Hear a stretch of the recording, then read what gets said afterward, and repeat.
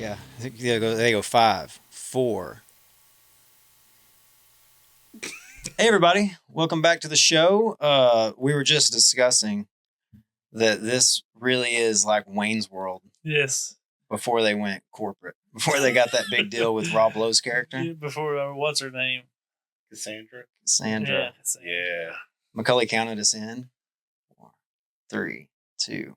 Boom. Macaulay's mocked up. No more swivel. Mocked up. Yeah. It's finally. I mean, it's really not even that expensive. No. But We've just been. hey, we're balling on the budget. Yeah. And then Macaulay's like, I want to get the same stuff that you guys have, same microphone and all. He spent the whole $15. Yeah. He's doing the math. No, he spent more than that. Yeah, you don't got to say it. Yeah. But the point of the matter is, you're here, you're present, no more swivel, no more asking what you said, no more repeating what you said so people know what's going on. We're all up in it, man. I love it. Yeah. You know what sucks, though? This off season. We got plenty to talk about. Yeah, but do we? Yeah. Okay, well. I'm glad you do. I think I've got all kinds of stuff to talk about. Yeah. I can. You just let me have the floor, dude, and I will I'm going to run with it. I'll fill the hour. Yeah, I'll run with it. Well, right. Fucking, we had a match play this weekend, which was pretty fun. Like, the first 2 days were better than the last day, I thought, as a spectator. Yeah. But, you could have closer matches. But you got a Hulk and Holland Hanley. She won it to the FBO side and then flexed on everybody.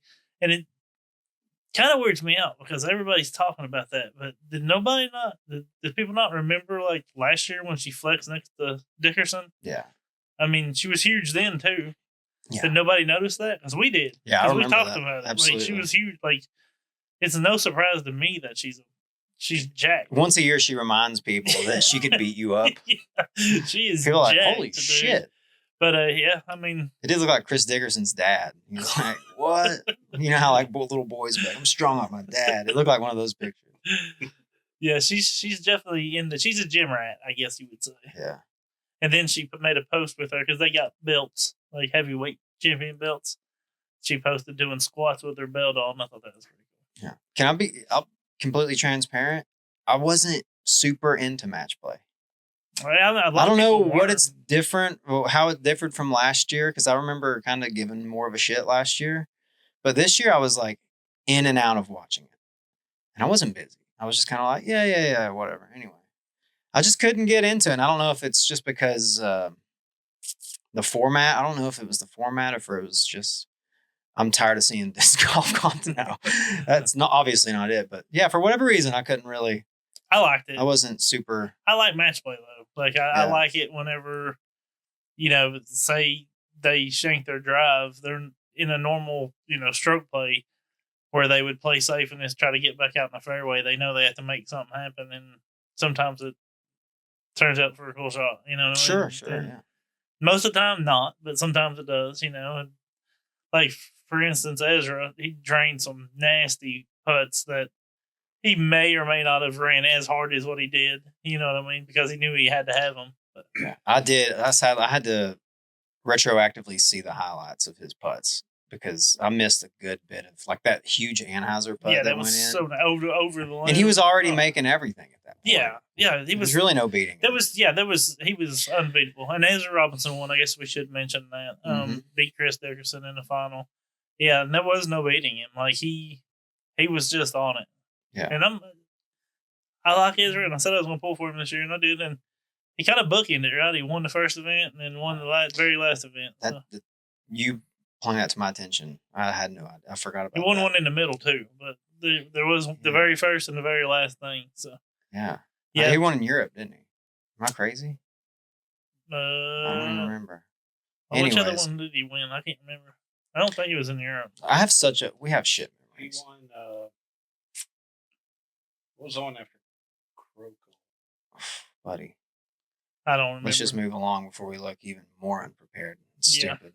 Anyways, he won that one. Anyways, he did win that. Yeah. Fact check me. We were totally pulling for Dickerson. Oh, yeah. We're like, man, could you imagine that it was kind of like a last minute put Chris Dickerson in because Isaac Robinson's about to have a baby, and he did. Well, his wife did. Little Jedediah. Jed. Jed, yeah. That's a cool name. Yeah, I like it. I don't know Jed. I do. Under 60. I don't know any Jed. Oh, wait a minute. Maybe I don't. Yeah, I don't know a single Jed. I don't know a single Jed either. But yeah, it would have been cool if he would have got in there last second. Won it. It would have been good for him too because he, maybe not the best season. So that would have been good. But what do you do? Nobody was beating Ezra. No, not that weekend. He was just on it. Did you guys see Gannon throw, like, it's this one hole, I think it's a par 4, and he had an eagle opportunity for it. Yeah. I didn't see it. He missed it, and Ezra was like, boo. yeah. That's awesome. That was great. That turnover drive, that tee shot was crazy. And Calvin put it pretty close too. There was a few of them that got it close, but Gannon was, I think it was hole 13. Yeah. But I'm not positive. Now it's the legitimate. It's the last. That was the last one for the season. Yeah, now we just get rumors and they better start coming in. They better start getting a lot more rumors. There's been some newish rumors. There are. This we had Bob Giulio. He went on Upshot, and I put this on our message board, and I'll put it out there. Like, I dig Bob. Yeah. Like, I think listening to his interview makes me want to throw Discraft more than any player on the roster. Just because I have heard his backstory of how he was, he started at the very bottom at Discraft, and he's worked his way up to where he's at now. And then it just seems like a pretty cool dude, an honest guy. Yeah, the honesty is what struck me from that interview. And so I don't know. I'm still probably not going to throw much Discraft. Maybe somebody. Cicadas are getting real tempting. Yeah. You should. If I didn't like a tempo as much as I would, I think I would like a zone. But right, yeah. It's just, zone's a standard for approach discs. I have thrown a buzz. I threw a buzz for a while. So I have thrown Discraft, but I don't really bag anything. Side story, we have a buddy that only throws 4-time buzzes. Yeah, he's just in search of constantly. Yeah. He's just ISO all over Facebook. Yeah. And it's not just any four claw. It's got to be the rubbery bleeding ones. Yeah, that's bleeders. Do you know anything about bleeders? I learned this. I took a shot of a K-cup. It's not that. A bleeder is what discs that tend to leach out the color onto other discs. Like if in your bag, you know how sometimes you get a ring? Yeah. But certain plastics are more tend to do that in certain colors too. But the reason that he's looking for bleeders is it's a more of a rubbery feel 4-claw that he's in love with. Yeah, he's trying to buy every one of them, I think. Yeah. He wants not just a niche disc, but like even more. I need a bleeder. I need one that's softer. Like he's going in detail. And he wants all of them. All white stamps. I made that up, but is this? Yeah, it's Dills. Yeah, we can say Dills. He don't care. No. But I think that's hilarious that he doesn't own any buzz that's not a 4-claw. He owns like 6 of them. And he only likes 3 of them. He also throws the other 3 don't bleed enough. Yeah, he's like, I need one a little bit softer. Yeah, his bag only consists of stuff that you can't find. Yeah, he has a 2015 Sexton Firebird that he just throws. We should do an in the bag, but for deals. It's crazy. Yeah. It'd be fun. It's old Innovate Discmania, Fission Dimensions, and 4-claw buzzes. Yeah. And like a 15 Firebird that he just throws. That's crazy. 130 gram putter. Yeah. He's deadly with that thing. Yeah, he is crazy with it. But yeah, his bag, that is somebody's bag we need to do in the bag because it's great. I always love whenever I meet somebody who throws rare discs though. Because we got another friend that only throws old shit. Shout out to Dugan, Alex Dugan, that only throws like 30-year-old Innova molds. JK molds. Yeah. It's so cool. Every time I see him, he's like, "Oh, I got this. It was $70 or something." I'm like, "Oh my god, it's awesome though. It's JK like Pro plastic, Valkyrie, Wombat or some bullshit." Yeah, like something that. old. He's pulled stuff like that out before. Been like, I mean, it's in his bag, in a bag. Yeah. And he's like, look how expensive this is. And I'm like, why the fuck are you putting that in there? And he's just like, yeah, but I've got this in my bag now. And I'm like, dude, it's so I won't put my name on it. And then when I lose it, I won't get it back. He also doesn't ink his discs. That's crazy. That is true. Yeah. That is nuts. On purpose. Yeah. Let us know in the comments which one of your boys or which one of your friends that you play with has the wildest or rarest mold that they bag. We're gonna call them vanity bags. Vanity bags. I like that's good. that. Yeah, that's good. Because I actually kind of like that idea. It's like discs are meant to throw. Mm-hmm. So I have a few that I collect, but I don't. I like the idea of putting it in the bag as well. Yeah. Anytime you put anything in your bag, you accept a little bit of risk that you may not ever find it again. That's true. You do. It doesn't matter. If you're going to throw it, there's a little bit of risk that even if you're not throwing it over water, like you still could lose it and not ever get it back. Or leave it. It's like riding a motorcycle. You're opening up a small window of opportunity of just falling off and dying. It is true. I wish I could say I didn't collect stuff. I've got so many discs that'll probably never be in my bag.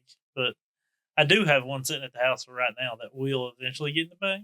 And that's my 2021 own Scoggin Leopard 3s. That's my money run. Like, that's my favorite disc. And it's not a 4-claw or a 15 Firebird, but I'm starting to get a good amount of those. But they all will eventually be in the bag.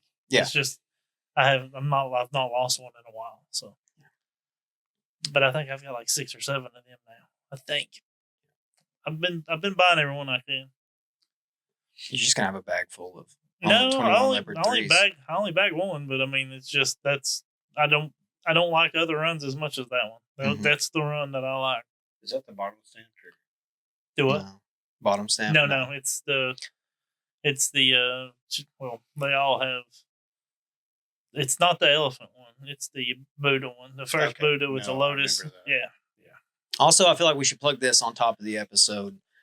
We are hosting a charity flex start at Fort Southwest Point in Kingston, Tennessee for you locals. I know we got probably most people that listen are locals, or at least a good number of them. Gibbs, when's our tentative date? It's not tentative. It's set. It's December 7th. December 7th. From 9, first tee card at 9 a.m., last tee at 4:30. That should give us time to get it done, I think. Might have to push it to 4:15, but if you get there at 4:15, we get you out there. Just bring a new unwrapped present. You get to play 18 holes. It's unsanctioned, no rating. But there's, we'll have an event page up on UDisc and show up with your buddies. We'll put you on a call with somebody. New unwrapped toy, get you in it. You get a chance to play the 18 holes, have fun, help a kid out, and plus we'll have 18 CTPs. So every hole you get a chance to win. Most holes at the fort, if you don't know, are reachable, but there will be a few holes that will be designated for the B-pool juniors and the ladies. Yeah. So everybody will have a chance to win something. Absolutely. Also, we checked in with the Toys for Tots people. We can't call it Toys for Tots. No. So we're not scamming you. This is real. Yeah, I don't think anybody thought we were going to scam them anyway. But it's gonna go to Toys for Tots anyway. We just can't put it on our post for copyright reasons. Yeah. They won't allow you to. We can't put it on our post. Yeah, they're like, you can come get flyers and use the flyers that we make. It's like, well, then we'll just have your flyer and our flyer separate. It's like, how are they going to know it's a flex star if we use your Toys for Tots flyer? But I think their posters are to put up at the event, so when people come, okay, yeah, they'll know it's for Toys for Tots and the boxes and stuff like that. But yeah, I don't know why it's that way, but I'd had a feeling that we could. We'll either come up with a fun name to call it instead of Toys for Tots. We're just going to call it a toy drive. There you go. And we're going to give them the Toys for Tots. Throws for Kiddos was my pitch, but it didn't make it that far. Anyways, yeah, come out December 7th. I saw recently Disc Golf Fanatic posted the top 20 DGPT earners in 2025. Did you guys see that? I did. Did not. You did not. Pretty rad. So this is just from tournament winnings. Not their salary on top of that or disc sales.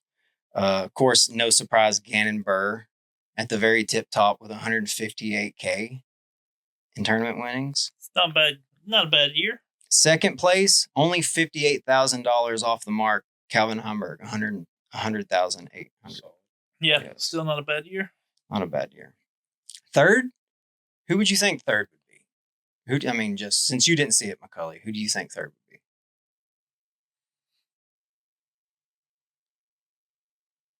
Rick? Holland Hanley, 96,000. Then Barella, then Missy Gannon, then Paul, then Silva, then Isaac Robinson. But I thought it would be fun to find other jobs that pay. I found 4 different kind of interesting jobs that pay around the same as some of these salary or some of these winnings. Calvin Hamburg's 100,800 is the same that a golf ball diver can earn. So diving for golf balls can earn you upwards of 100K a year. Why is that such a high salary for someone? If you get a lot of golf balls. I guess you dive a lot. Yeah. And then what do they sell? They clean them and sell Yeah, them? they resell them. I mean, all my golf balls I buy from a second-hand place. From a diver? I don't know how they get them, but You you get get them. those guys over at Pellissippi that does that Get your frisbees out? and sells them. Yeah. Shout out, you know who you are.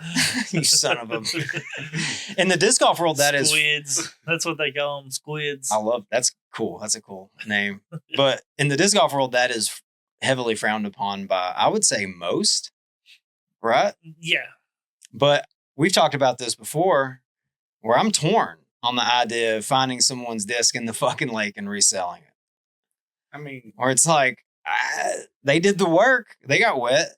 You didn't get fucking wet. But it's like a golden rule for me. If I find a disc, I will call. If it has Of course, that's part of the culture. Yeah, it's we part all, of the I think culture. we all do that. And I would too. But I wouldn't go diving for discs anyways. But No. Or, yeah. For $100 grand, I'll dive the fuck out of some see, discs. add an incentive on top. Who's to say this guy sucks? Yeah. He ain't making $100 grand. He ain't making 100K. It is funny though when you see those posts about guys finding their discs and they're like, "Yeah, well, for $10 you can have it back." And every single time they don't go, "Yes, okay." They're always like, "Man, fuck you. You suck." I mean, if you want it back to that bad, and they're offering that, if Yeah. it's a ship thing, I've shipped to people and they told me they were going to pay me back, and they didn't. Yeah. But That's So you run the risk right there of just not getting paid anyway. why am I being so shady today? dude. No. If I'm shipping it, they're cash apping me, shipping money Yeah. before I ship it. Sure. He just read the message. I even sent the picture, and I was just like, "Well, I guess I'll never get." Whatever. I don't care. Yeah. I'm not going to call this person out. You know He's what? the squid at We're Pellissippi. doing this. I'm going to go ahead and do it. You know, is we were playing the course. He was playing it. I saw it hit off the top of the basket, and then we found it, and I was like, "I know whose disc it is." It was not marked. Okay. And I still returned it. I took it back to Knoxville with me and shipped it back to him. Wow. And he didn't pay you. That guy stinks. Yeah, that guy stinks. But he's a bad dude. You should just get scuba gear. It was Brendan Mullins. No. No, it's way. Brendan. Brendan's I don't way better. believe it. No, Dude, Brendan's cool. that ain't happening. Paul Macbeth's 80K that he won this year could make as much as a mattress tester. What? Yeah, people who just test mattresses Used or can make. unused? Yeah, I mean, I don't need to hire a dude to come over and be like, "Is it comfy, man?" How did you smell his mattress? Yeah, they take a black light to it. They smell test it. That's from me. Squirt. Also, What the fuck is a mattress tester? I mean, I didn't read into it. I just read that was a thing on Google, and I was like, well, it's got to be someone. Is that like a wine sommelier? How do you say that? Yeah, it's like a wine taster, but with mattresses. Maybe like, oh, this mattress bears good with the butt fuck. They can't. Yeah, let's go good with fucking sex. They can't. You might need to bleep that out. I'm not sure. They can't sleep on it. Kind of like you can't drink the wine. You're like, don't fall asleep. Just gotta clean your palate. Yeah. I don't know. Left is lower for the cuck chair. Great views. They jump up and down on it like a kid. What the fuck? Also, another profession that makes around $80K a year, could make upwards of $80K a year, is a mermaid, professional mermaid. Oh yeah. I've seen those. I've been to those. I mean, those people should get paid. Yeah, that's good. They deserve cool. more. Yeah, honestly. You have to hold your breath. You have to swim. You run the risk of drowning. Look dressed up like a mythical creature. Yeah. That would suck. There's people staring at you all the time. Yeah. You know what I mean? That's you got to stay in shape because nobody wants a fat mermaid. Yeah, fat mermaids are fucking wild. They're probably very well underrepresented. Yeah, I'd imagine. Not many big. I've never seen a big girl mermaid. Oh, I was talking about guys too. Mermans. Mermen? Yeah, you ever seen a big merman? No, you gotta be ripped. You gotta be ripped for that. You gotta look like that. You don't like BBMs? I do. Big beautiful mermaids. I'm saying they're underrepresented. Oh, they are. Yeah. For sure. I'm into BBMs. You can keep the BB the women. BBWs. Those are still BBMs. Yeah. Female mermaids. Yeah. Ricky Wasaki's $70K a year, or that he won this year. He could be a podcast host. He could also be a professional cuddler. Whoa! They also make around $64,000 a year. Dude, where did I fuck up in my life? A little bit less. Professional cuddler. Like, I could be cuddling and testing mattresses and making 70, 80 G's. Yeah. 64. You could do both of those at the same time, make 150 G's a year. Yeah. Two of the coolest, weirdest jobs out there. I mean, 150 G's a year, dude. Yeah. I mean, is it I wonder if it's for like therapy sessions. If there's just like a dude that's just sitting in the corner, like waiting, like a therapy dog. Yeah, like a therapy dog is like, I'm gonna need to be cuddled. That's wild. Yeah, I think your therapist. They don't have this shit around us. No, this is like probably some ultra blue state, probably like California, Portland, Oregon. Yeah, those guys have professional cuddlers. Yeah, you got like horse. Which I'm for, by the way. Obviously. Oh yeah, no, man, cuddling's great. Yeah. I love the cuddle. I'd almost hire a professional cuddler for just sleep. 70 though? I couldn't swing that. Just one night. I don't make 70. Just one night. Be like, I can break down for one night. What do you think the going rate for one night is? Well, divide 70,000 by 360. Yeah, this isn't people's full-time cuddler, by the way. This guy's probably cuddling. He's like, I put 40 hours a week in. My hands hurt. Yeah, with one family. Like, sometimes the wife, most of the time the husband. He gets home like tired. The wife's like, "What's wrong?" He's like, "Had to cuddle a dude with my beard all day, and his neck's all fucking raw." Yeah, he's got boils all over his neck. I bet his arm falls asleep a lot. That's the worst. Shout out to those people. Yeah, like I don't care if you cuddle me, but dude, I can't do you throwing your leg over me. I can't sleep like that. Professional cuddler. Mm-hmm. Evelina's $39,792 that she won this year is the equivalent to a pet food taster. Oh, they can make up to $40K a year. How fucking that was the lowest. She was number 20 on top earners at 39,000. Dog food taster? No, dude, they should make more than that. Yeah, I guess that's a person who tastes dog food. You have to have a palate for Alpo, different types of dog food. You couldn't. That's bonkers. Enough money to try a can of wet dog food. What about dry? No. Oh, I've eaten dog biscuits before, for sure. I have too, milk bones and stuff. Yeah. I've tried. Yeah, just a bunch of times. Like it's not like once. I kind of like them. No, I'm not saying they're very bland. Yeah. They're extremely bland. But yeah, I'd be lying to say I haven't ate a bunch of. I'd be lying to say I didn't dip in a cup of milk. I swear to God, if we ever see him sitting on the couch with a glass of milk and a milk bone, They're so loud. I mean, I was young, dumb one day. Yeah. I ate some milk bones. You did it for a goof. Yes. I ate a horse turd one time for $10. $10. That's not enough. That's nowhere near enough. Just not a whole one. Just took a bite. But you like and swallowed it? Yeah. That's crazy. Yeah. Man. I love that I've known you for 15 years at this point, and I still learn new things about you. Does some stuff ever come? Because I'm old as fuck. You didn't meet me till I was 30. Yeah. You've only known to civilized me, to be honest, and I wasn't even that civilized when we met each other. So you can imagine what the first 30 years of my life were. What I'm saying is I've spent enough time around you that I've heard a lot of stories, a lot of the same told stories. You about the horse turd before. Maybe you have. Yeah, I'm pretty sure. Kind of desensitized with your stories at this point. Where I'm just like, wow, you did that, of course. Yeah. Let's go back to the Bob Giulio interview, though, because he, we're talking player movement, off-season stuff. He did mention that they expect to lose a couple players. And nothing that we didn't. Speculations are flying. Yeah. Right. I mean, you got the Corey Ellis not being on the website, his whatever you call it. We've debunked that. He hasn't been on the website in over a year since he dropped from the elite team. Mm-hmm. But that was one thing that popped up online. But his apparel and this and everything's been on OTB since he got knocked down off the elite team to the touring team. So that's debunked. Not saying he's not leaving. I'm just saying the whole website thing, that's not a thing. It's neither here or there. Yeah. But there's the new rumor now that's going around is Goose may be leaving. Mm-hmm. That's what I've heard. So, I mean, that'd be kind of a slap to the face, man. It would be. I mean, unless he's like, I'm leaving.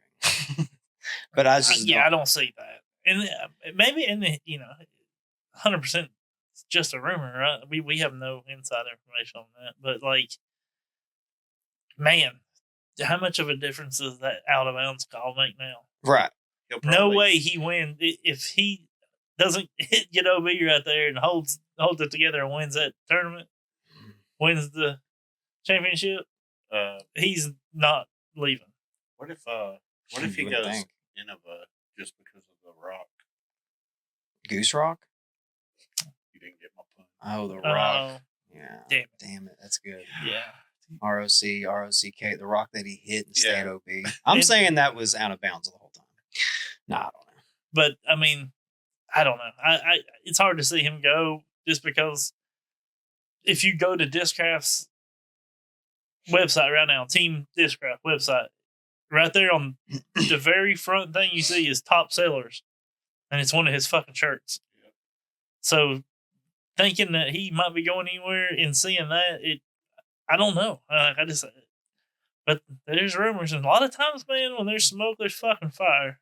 Yep. But how are Val Mondujano and Holland Hanley's player profiles different? Yeah, I looked this up today, and it's probably nothing. Josh said it's probably just player preference, but when you go on the team page, you can go down and select by player, and any player you hit, when you go to their specific page, there's options like discs, apparel, accessories that you can choose. They'll take you to another page of what you're trying to find.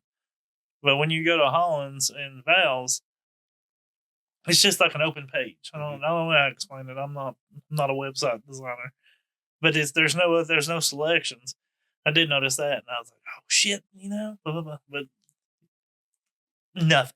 It's nothing. But it is funny that those two people are different, and there is rumors that Holland may be leaving, or I wouldn't even say rumors, but Upshot brought it up that, and it does make sense that she doesn't deserve to be the third FPO player on the list of any company right now. She deserves to be on top, and she's not going to get her own disc line there, right? And she could go somewhere else and maybe get her own disc line, make some more money. Didn't she come from Dynamic?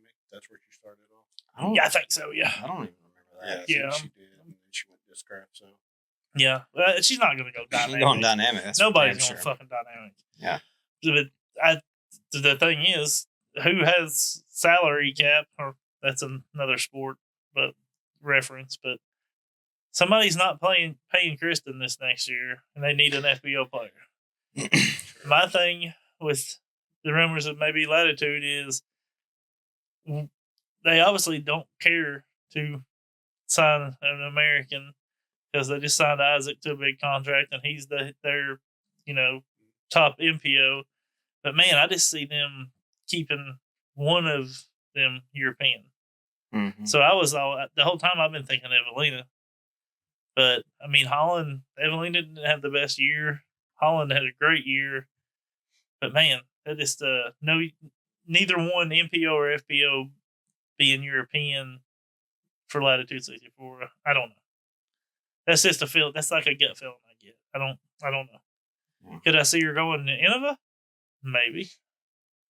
But she does. But she's not going to get a line at Innova. I mean, no. Nah. You got to win this world championship to get a line at Discraft. Mm-hmm. That's how they do it. Once you win a world championship, then you get your own line. So seemingly, yeah, I guess. No, so. that's one. That is the from his mouth. Yeah. Wow. In that last episode or the last interview, he said it. Oh, shit. Rick, Paige, Paul. Yeah. All world champs. Totally makes sense. Yep. I was trying because I was running through I'm like, let's see, Paul. And I didn't even think about Rick and Paige, of course. And Paige. That's kind of respectable. Yeah, Paige's contract's up this year, but she just released that new mid. The Joy. Yeah, she's not. Yeah, she ain't going nowhere. She's not going anywhere. No. So I wouldn't think so. I don't know. So do you think Holland's leaving? I don't know. I just I honestly don't. I don't see anybody leaving Discraft unless they're forced out. Yeah. Dude, every time you hear either Bob talk about it or just from their promotionals, it seems like they're doing fucking great. Yeah. It's they're doing just fine. They take care of seemingly, yeah, they take care of their folks. 2 years ago, if this same situation 2 years ago, right?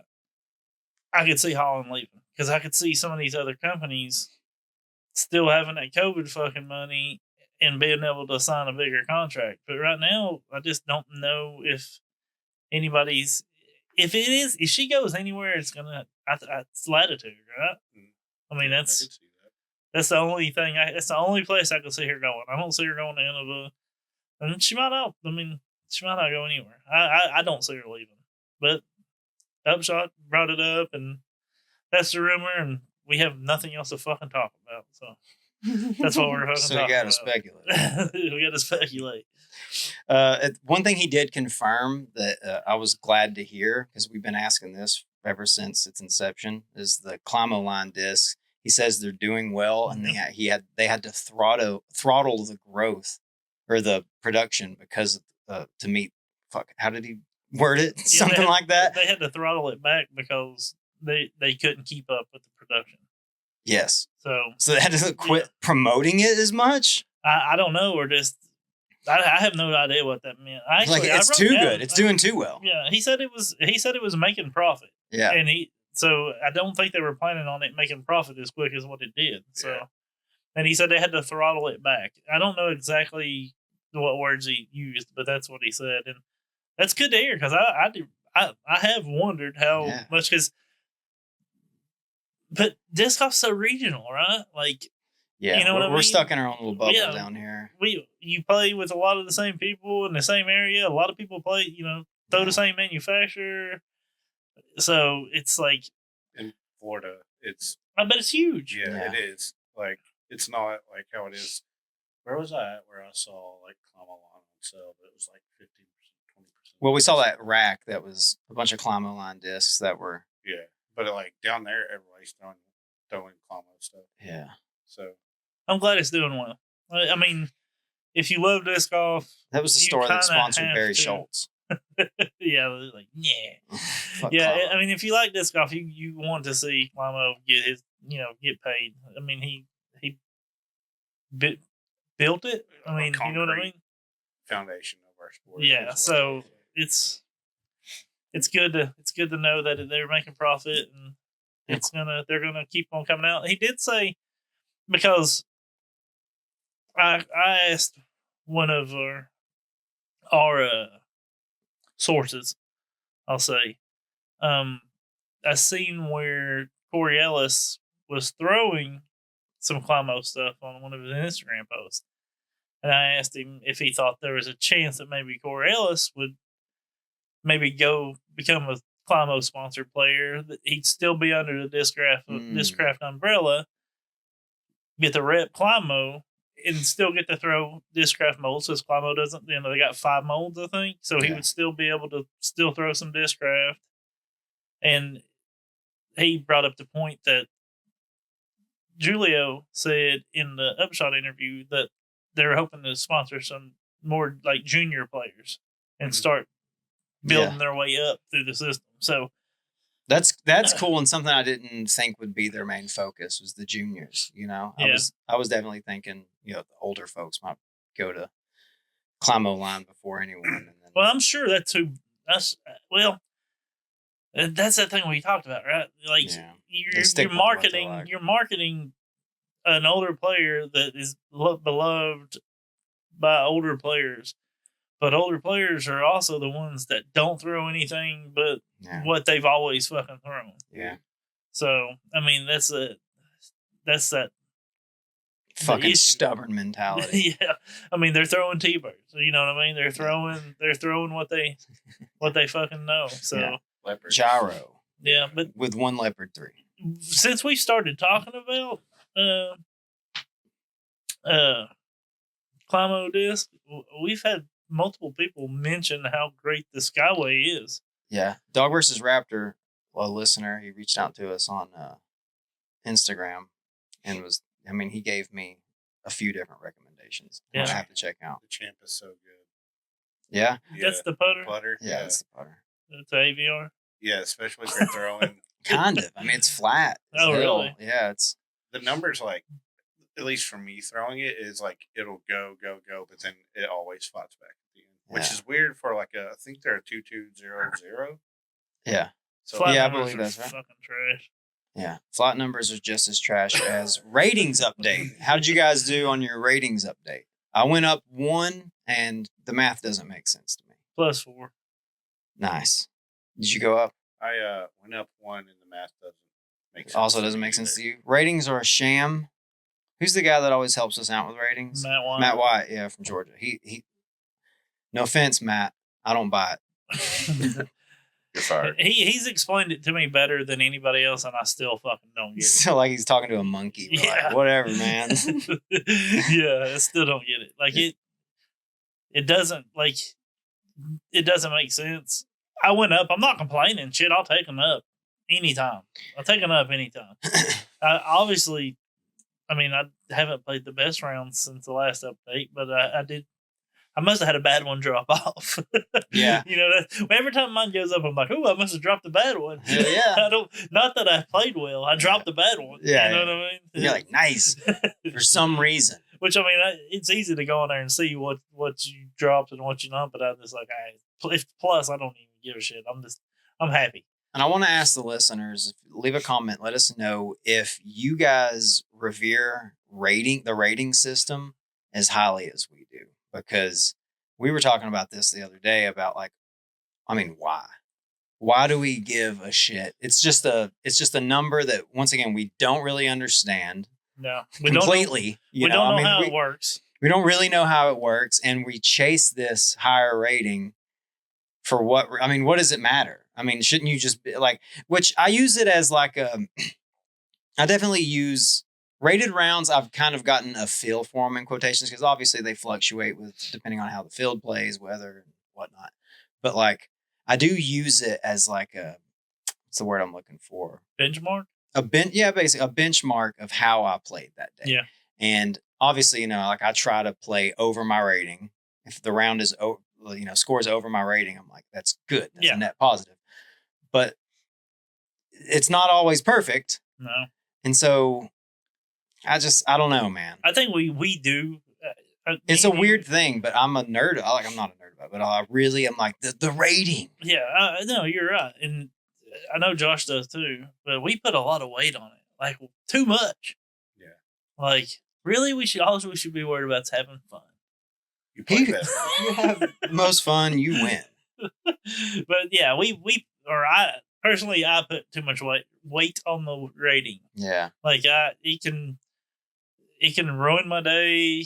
It can, like, if I have a bad first round, I'm just like, oh fuck, it can lead into a bad second round. So most of the time it doesn't. Most of the time I get over it. A lot of times when I play bad on the first round, I play better on the second round because I'm just like, fuck, I ain't winning this shit. Yeah, the fucking mentality kicks in and you start playing better. Yeah. You're not like it. Even like hole to hole, you're not thinking rating. No. You're not like miss a putt. Oh, my rating! Like immediate throw a bad shot, man.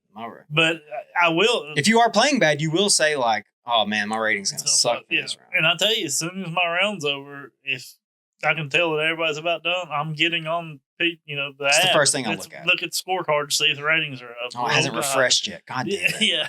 Close it out and go back to it. It's constant. And it's crazy that we do that because there's so much that goes into that stinking rating. You could play your best. You could play your absolute best that you played, but everybody else played their absolute best that they've played, and your rating could be lower than what you want it to be. You know what I mean? I mean, that doesn't happen often, but it's possible. Yeah. You know what I mean? There could be a MA3 guy pop off and shoot a fucking 9, or say 5 MA3 guys pop off and shoot 980 rounds. Even though you played well, you felt like you played well, but since they went crazy, your rating is going to suck if you're on the same We need to find a different god to worship. For sure. That could help. We need to, no, not like a real god, but the ratings god. No. We need to just get rid of that and just be like, what do I need? How do I need to play to, or what do I need to look at as like the thing to be like, that's what I want. But that's the only thing we got. Yeah. Like we do. I mean, but you can tell. You can feel if you play well or not. You know what I mean? Because there's been a few rounds lately, the like tournament rounds, that my rating wasn't great, and I was just like, man, I felt like I played. I know. I felt like I played okay. We say that so often. I don't know why it's only. Do you guys think this round scored lower than every? Were you making putts? How were your drives feeling? Yeah, we really do put way too much weight into the ratings. And I bet. Do you think most people do? Yeah. Like listeners, please comment because I really do. I'm curious because I know a lot of really good disc golfers that I play like dubs with and shit. They don't even really fuck with tournaments that much. Sure. You know what I mean? So the rating thing doesn't mean shit to them. They don't really care. Yeah. And we actually play with a guy locally. Shout out to our boy Corey, who I don't even think he has a membership. Nope. He just goes out there and like wins A-Pull, MPO shits. And I'm like, in my head, I'm like, I wonder what his rating would be. Like, he doesn't give a shit. No. He's like, I'm just here to make the money or win. He wants to win. Maybe money that's the thing. And I do too.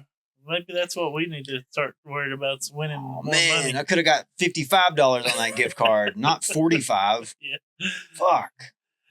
I don't know how else to judge besides just the feeling, how you would judge like where you're at competitively. Right, because that's what we use as the standard. Yeah. Besides scores, I mean, but like with me, because I'm committed to playing MA40, I'm not even 900 rated. I'm not very good. Shocker, right? But like, I'm not gonna. Which I have won an MA40 tournament, but I'm not going to win many because there's no cap. So I mean, most of the time, any tournament I'm going to play, I'm going to be playing with people that are 35, 45 points ahead of me. Yeah. Sometimes more than that. So what else? If I can't go by wins, what else am I supposed to? If I don't go by rating, what else am I supposed to fucking use? Did you have fun? Yeah, I'll usually have fun. If you have the most fun, then you win. Yeah. I mean, that last tournament, last weekend, I had a great time. Absolutely. It was fun as shit. I have no 40, got third place. Yeah. I don't know if I've always been like this, but I've noticed something about myself the last few months after playing a tournament. If I didn't go the way I wanted to, it doesn't ruin my day. No. But I'm like, just so deflated. And I'm tired as well, usually, but I'm just so like I can cut up. I think I can be a joy to be around, but I'm like, there's part of me that's just like, whew, fuck. And then kind of the rest of my day, I'm just like, can't fucking wait to get home. Just lay down. It kind of deflates me. My attitude, mental game has gotten way better in the last year. That's one thing I tried to correct. Like, I would get pretty upset. Then I'd let it ruin my day. Yeah. You don't want that. No. That's crazy. No. You didn't win the gift card? No, yeah. Your rating wasn't as good as you wanted? I don't even fucking need. Like, it's... that was one of the reasons I decided, like, I'm going MA40, fuck it. I don't care if I'm the lowest rated person in it. I'm playing it. I can play with better players than I am. I always have. But, like, I don't need gift cards anymore. Like, that doesn't... the last gift cards that I've got, I've bought, like, shirts and hoodies and shit with it. I don't want any more fucking Frisbees. I'm trying to get rid of them. You know what I mean? It's just... that's where I'm at. I'm at the point where I'm buying swag now. Yeah. Like, I don't even buy this anymore. I'm like, let me get a t-shirt. I'll get a hat. I got my Frisbees. I don't need any more of them. Like, unless it's some kind of, like, special run or a collector that I collect or something like that, I'm good on Frizz. I'll keep on buying putters. I like having stacks of putters.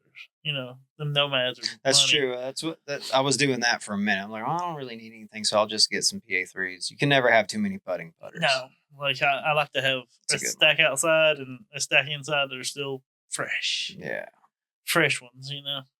Absolutely. Where was your first win?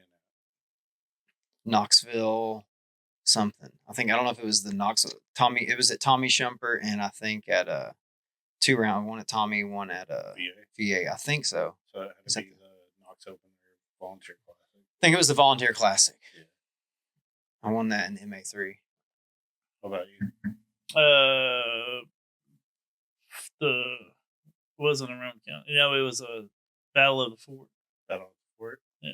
Smoky Mountain? Yeah. Yeah. Smoky Mountain. Rip Kev. Yeah. Kevin Harris. Dude, you got a fucking sword. Harris. Yeah, I got a fucking sword. Oh, coolest trophy ever. That's probably the proudest of it took me fucking, like 40 tournaments to finally win. That was the proudest I'd ever been of you, and I watched you beat alcohol. I was like, that's only second to you winning Battle at the Fort. Have a beer. Yeah, I was actually celebrating around him. I was crashing beers over his head. Yeah, it was fun. It felt good too. I mean, it felt good to win because I played so many fucking tournaments. And I'm not a bad disc golfer. Mental thing shit that fucks me in tournaments. But it was kind of cool because me and Kevin have always been boys. It was his last tournament. He was stepping away from doing, being TD. It was cool winning that one.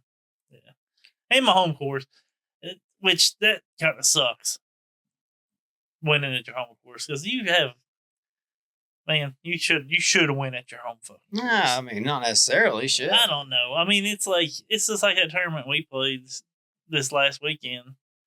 I got third, but I wasn't beating those two guys that were. I mean, it's not taking anything from them. But they play there all the time. They play there a lot. They know the line. Like when I go back and play those courses, well, one of the courses, the course that I actually played better, I played blind, which makes 0 sense, but. Like sometimes it'd be like that. The other course,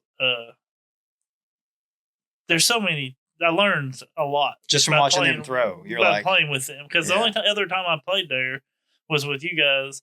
And we don't know the local lines. Sure. We don't know they don't know the small nuances of each shot too. Like, hey, you don't have to throw it with your nose up because if you throw it this way, it's blah blah blah. Like Adam, it's still gonna get there. Whatever. I got lucky and got carded with Adam from hitting chains. And there's a few holes, like he would tell me, he's like, you don't worry about going there. Just you want to push that back wall because it'll open up your shot.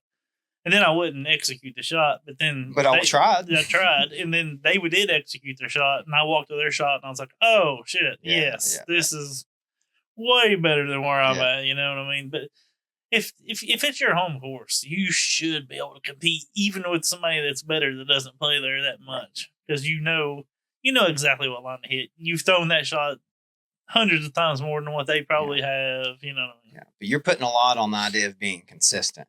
And that's hard. That's true. That's why we're AMs. That's why we're AMs. I wish I could consistently make all the putts. Yeah. You can. No. I can. I'm going to. Josh is the putt fucking whisperer. The putt cook. I'm gonna Josh the putt cook. I'm gonna remember that every time I'm stepping up to a putt. Like, there's gonna be like a small cloud on the side of my head, and it's Josh going, "You can." He's gonna be. You can. Grandma, like from Happy Gilmore. I want to say this. I don't know if we're getting ready to be done or not. We can keep it going. Me and Trevor went outside before we podcast, and we played catch. Something I never do, and it was fun.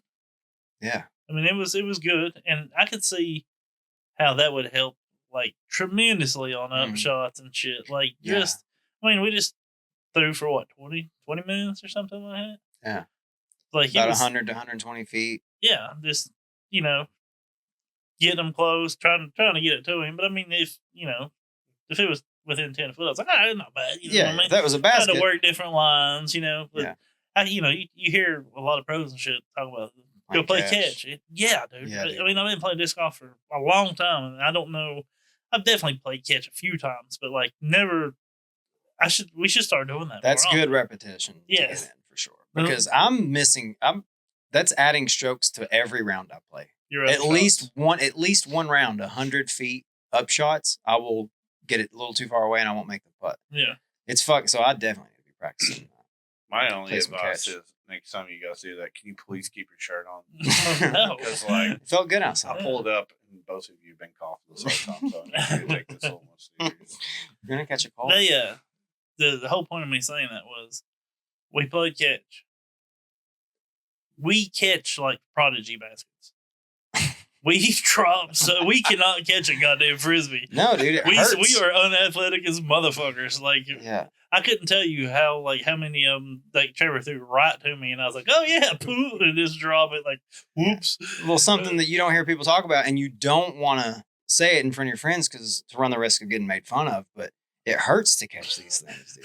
Trevor, for some reason. Ow! Like, it hurts your fingies. Tried to kick it. If I could hit him dead in the shin. Yeah, it was low. I tried to put my foot up and let it hit the ball of my foot, and I misjudged it. I've been there. You were there. That's true. I got hit with the doomsday bunker buster. It was like a 220 gram disc. Yeah.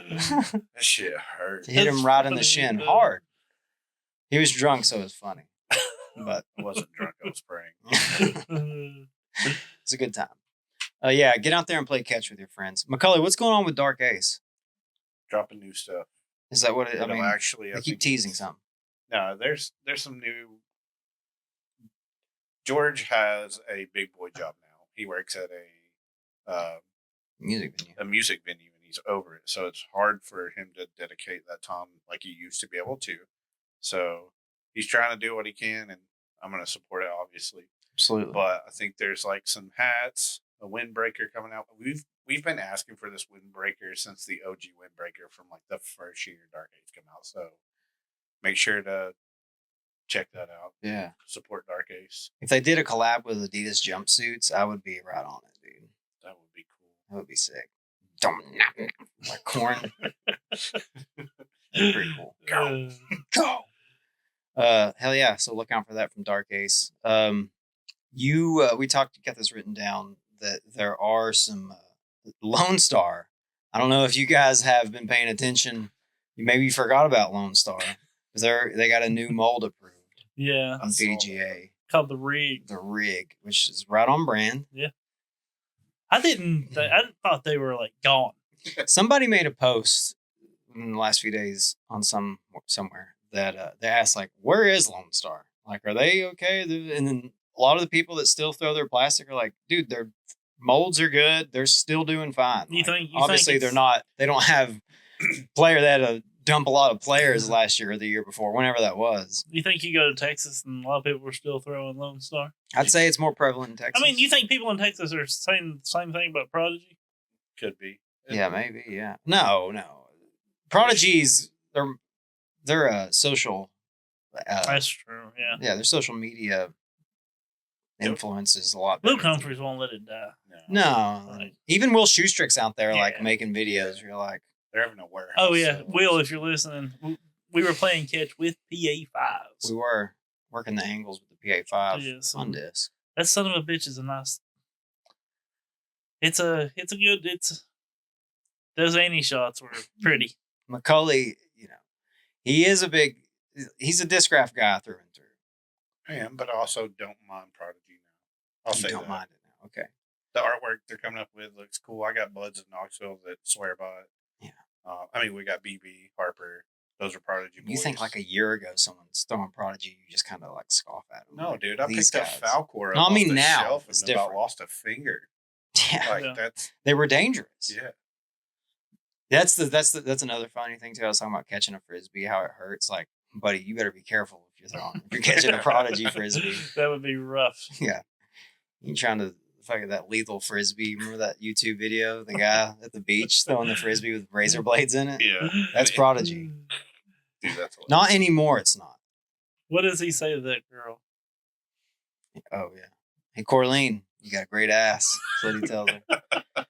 Just type in local lethal frisbee in YouTube and watch the video from some movie. God, I wish I'd know what it was called. It's from the 80s. Very obviously low budget film. And there's a scene in it where go on, get. Yeah, he's like, I mean it, move out. That's what he says. I mean it, move out. So Lone Star's still getting it. The Ultra Star Luna.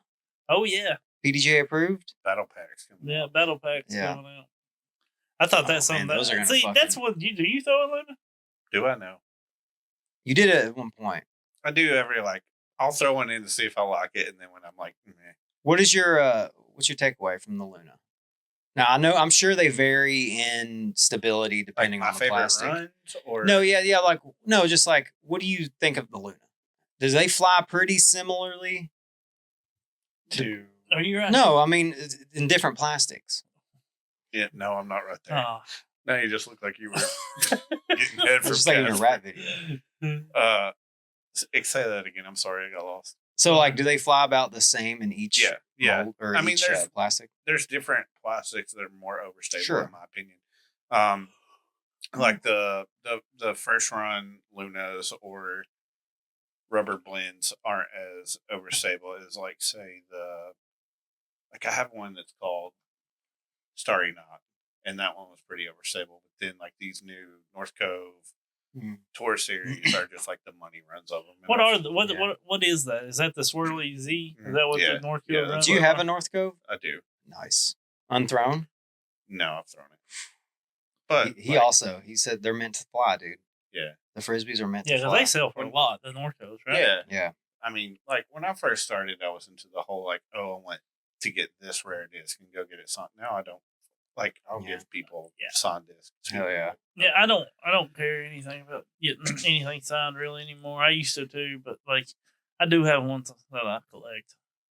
Yeah, yeah. And I like the idea of collecting, but Warships, I think I'll lean. Yeah, that is your thing. Give me all your fucking tournaments themed warships. I want all of them. That's not, you don't even throw small tournament. I want small tournament stamped warships. I love finding in used bins different tournament stamp discs. Some of them are fucking cool as hell. Yeah. And I'm like, I don't know what the 2015 Oyster Open is, but this stamp is rad. I couldn't have been happier to go to Chains on the Links and get a tournament that I was playing warship. Yeah. Warship. I was like, oh my god, yes. Yeah. That made me happy as hell. I've got a T-Bird from the 2016 Clam Jam. No. Clam Jam. Yeah. Where was that at? Your mom's house. Oh, wow, dude. It's hard to play 18 holes in hell. Aw. Shout out, Mom.